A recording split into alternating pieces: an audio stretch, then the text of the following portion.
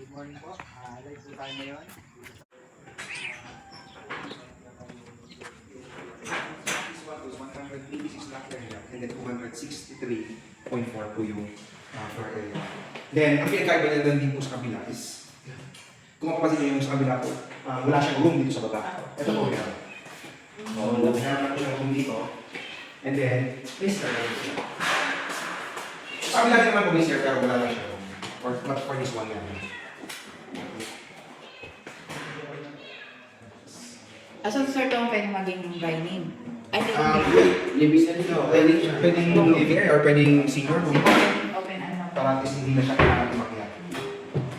And same din dito, ito, toilet.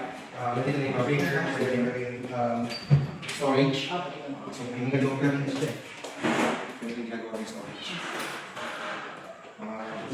So, sa taas muna tayo. Yes po sir.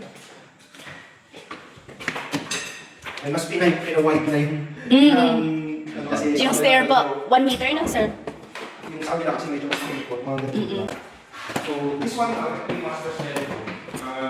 Well, ang ano po dito yan, so mga 95% done po yung taas siya. So, yung mga pina-finalize pa.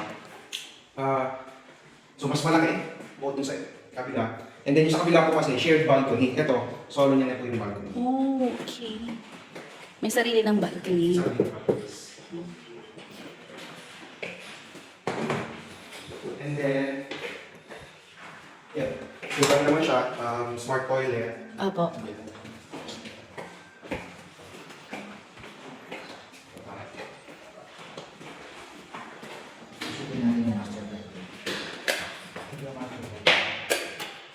Sige po, papalinis natin yung master's bedroom. Ate Marie? Ate, pasabi naman kila Kuya, palinis ng master's bedroom. Ha? Pasabi kila Kuya Dennis, patanggal ng mga gamit nila sa master's bedroom. Tapos pawalisan ako ha? Ha? Junior room. Alang ganda ng Junior junior. room. Kitang-kita yung balcony dito sa may ano. Ala! Wow! Ang ganda! Nice! Shared toilet and bath yung dalawang junior room. Tapos may sarili na silang bath. Ang galing! Ang ganda ng view. Wow!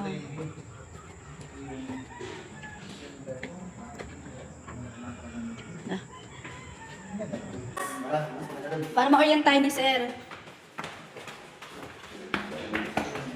Oo nga, mas lumawak sir yung hagdanan. Napansin ko lang din. Parang, okay, nakakagalaw ka na ng mas maayos. Oops! Ganda. Sa kabila,